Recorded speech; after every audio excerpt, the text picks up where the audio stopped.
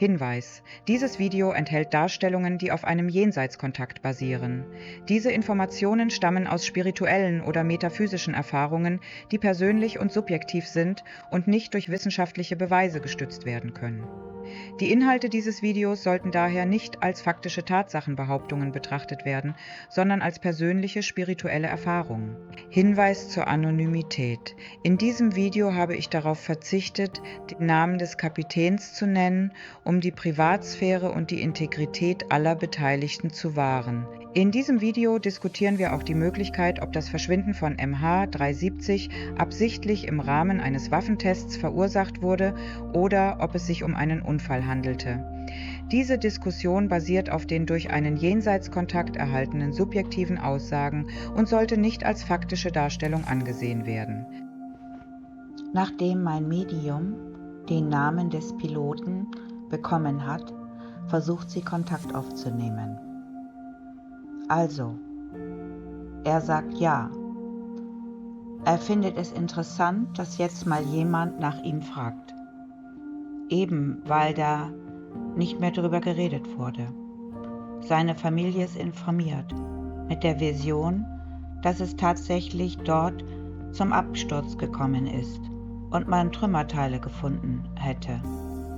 Also das ist die offizielle Version, dass das Flugzeug in so einer ungünstigen Untiefe liegt, dass man es nicht bergen kann und auch nicht mit dem Roboter tief genug runterkommt. Genau das ist die offizielle Version. Die hat seine Familie und mit der sind alle zufrieden.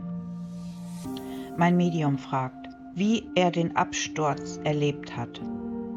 Das ist jetzt interessant. Er sagt, welchen Absturz. Mein Medium sagt, aber er ist definitiv in der geistigen Welt. Ist denn die Maschine dort überhaupt abgestürzt? Also, er soll es mir mal zeigen. Scheinbar ist da was anderes passiert. Also, er sagt, er zeigt mir, sie sind wirklich gestartet in Kuala Lumpur. Und dann zeigt er mir die Route mit seinem Co-Pilot, Autopilot. Alles ganz entspannt. Und plötzlich wird es ganz holprig, ganz unruhig. So wie wenn man in ein Gewitter kommt oder so. Große Turbulenzen. Und dann ist plötzlich Alarm. Alle setzen sich hin. Und er sagt, er versteht es überhaupt nicht, weil es war kein Gewitter gemeldet oder sonst irgendwas. Also es war alles normal, mein Medium. Ich sehe dieses Bild. Ich habe auch das Gefühl, wie wenn als Beispiel das Flugzeug getroffen wird von einem Blitz. Als Beispiel. Also irgendwie ganz viel Strom. Ich kriege immer das Bild von Strom. Und dass das Flugzeug ganz viel von dem Strom ableitet. Also es ist irgendwie. Und er hat keinen blassen Schimmer, wo das herkommt. Er hat keine Ahnung, wo diese Ladung herkommt. Also diese Spannung, das ist das richtige Wort. Und das bringt alle Geräte, alles durcheinander. Und dann ist er plötzlich weit unten. Er sieht vor sich das Meer und er sieht den blauen Himmel. Also, und denkt, was war das jetzt? Also, er hat alles wieder im Griff. Sie sind aber jetzt relativ weit unten. Und ich habe gefragt, was passiert denn jetzt? Und dann hat er einen Filmriss. Dann ist nur noch schwarz. Also er zeigt mir nicht das Gefühl von Absturz im klassischen Sinne. Weil er sagt, sie hätten es wieder unter Kontrolle. Sie waren einfach relativ weit unten. Und er hat gesagt, er musste jetzt erstmal schauen auf den Geräten. Damit war er beschäftigt, zu gucken, in welche Richtung sie jetzt eigentlich unterwegs sind. Weil das ja alles, die ganzen Geräte, das hat alles plötzlich gesprungen, komplett gesprungen. Wie wenn er in der, ich weiß nicht, vielleicht so eine Art Strahlung. Ja, oder vielleicht so eine elektromagnetische Strahlung, die alles komplett durcheinander bringt. Ja, und er sagt, und dann ist das wieder vorbei. Er denkt, was war das jetzt? Und dann hat er plötzlich einen Filmriss. Wie wenn der Film an der Stelle plötzlich aufhört. Und dann habe ich ihn gefragt, hey, bist du denn da gestorben oder was? Er sagt, ich weiß es nicht, weil er war plötzlich weg. Wie wenn man ohnmächtig wird. Wahrscheinlich hat er das gar nicht ausgehalten, der Körper, die Folge dieser Strahlung. Ich habe keine Ahnung. Also, er war plötzlich weg. Und jetzt habe ich meinen Geistführer gesagt, er soll mir mal sagen, was nachher mit diesem Flugzeug passiert ist. Ob er mir das Bild, was mit dem Captain passiert ist, schicken kann. Das ist wirklich abgefahren. Ich habe das Gefühl, dass das Flugzeug dann schlichtweg einfach immer, weil er ja nicht mehr steuern kann, einfach immer langsamer sinkt und wirklich im Wasser verschwindet. Das verschwindet einfach. Und zwar aber eben, weil es weder noch steuerbar ist, noch vor allem der Captain, der sagt, er war nicht mehr. Also es war wie wenn man einen Schalter ausstellt. Und ich kann mir das ganz gut vorstellen. Das ist wie wenn es plötzlich, wenn sie so diese starken Elektromagnete, wie so Mikrowellen, weil diese Mikrowellenstrahlung oder so, diese Waffen, die machen ja wirklich Hirnmatsch. Und so kommt mir das vor, wie wenn die da irgendwo reingeraten wären, in so ein Test, keine Ahnung.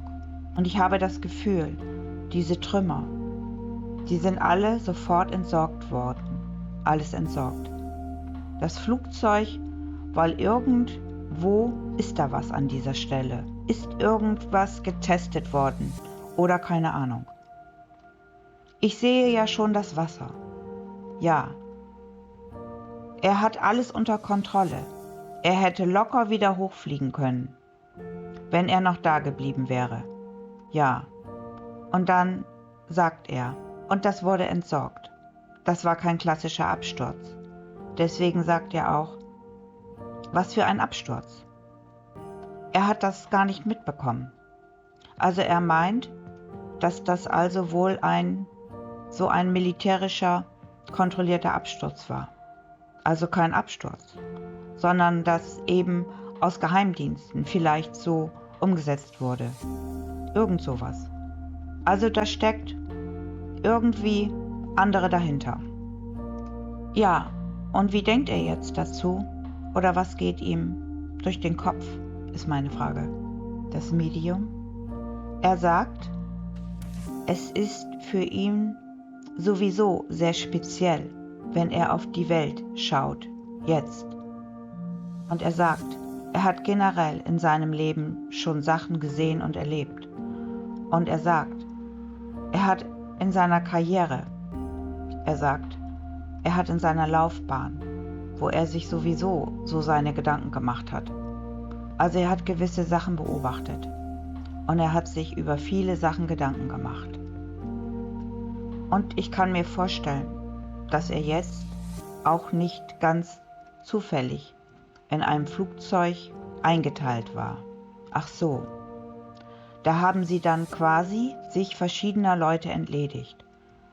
Also die ganze Sache ist eigentlich super gut durchorganisiert. Also da saß keiner zufällig in dem Flugzeug, da er drin saß. Ich frage, aber er ist jetzt im Jenseits. Ist er da mit den Passagieren zusammen? Haben die da vielleicht irgendwie, dass sie sich auch gegenseitig austauschen zu diesem Unglück? Oder ist er jetzt für sich alleine? Weil sie waren ja alle in einem Flugzeug. Antwort, naja. Also er ist weniger mit denen zusammen. Also da ist eigentlich jeder irgendwie so an seinem Platz, sage ich mal, der Heimat.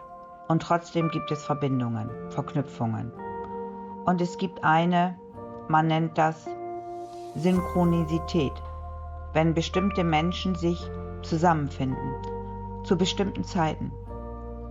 Dann hat jeder etwas, was in die eigene Geschichte reinpasst und auch in die eigene Familie. Also es ist dann das nicht willkürlich unbedingt. Also die Seelen, die finden sich schon zusammen zu bestimmten Zeitpunkten.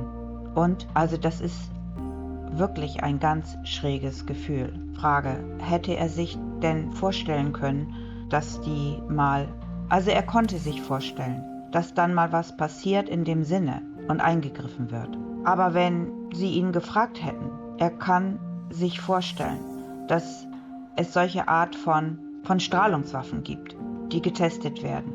Und mir kommt das so vor, als sie gleichzeitig da draußen Tests gemacht haben und gleichzeitig eben sich verschiedener unbequemer Leute entledigt haben. Also so kann man ja 2 Fliegen mit einer, weil so hat man ja alle Beweise auch gleich mit vernichtet.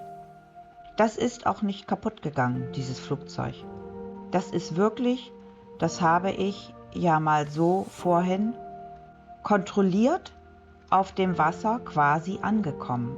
Aber es muss so ein günstiger Winkel gewesen sein, dass das Ding nicht auseinandergebrochen ist. Das war jetzt vom Geistführer. Aha. Weil er sagt, hat kein Bild. Und ich habe gesagt, dann zeig mir doch mal bitte das Bild, was da passiert ist.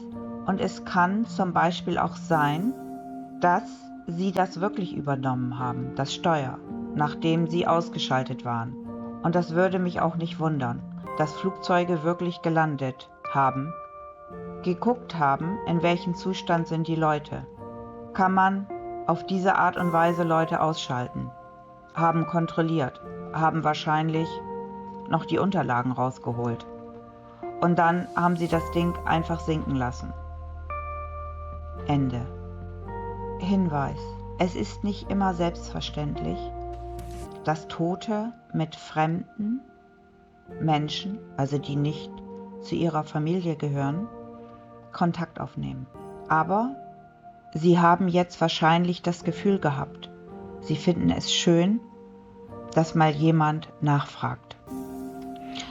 Und somit ein großes Dankeschön an den Captain und an das Medium, deren Namen ich nicht veröffentlichen werde. Ich wünsche alles Liebe für die Zukunft.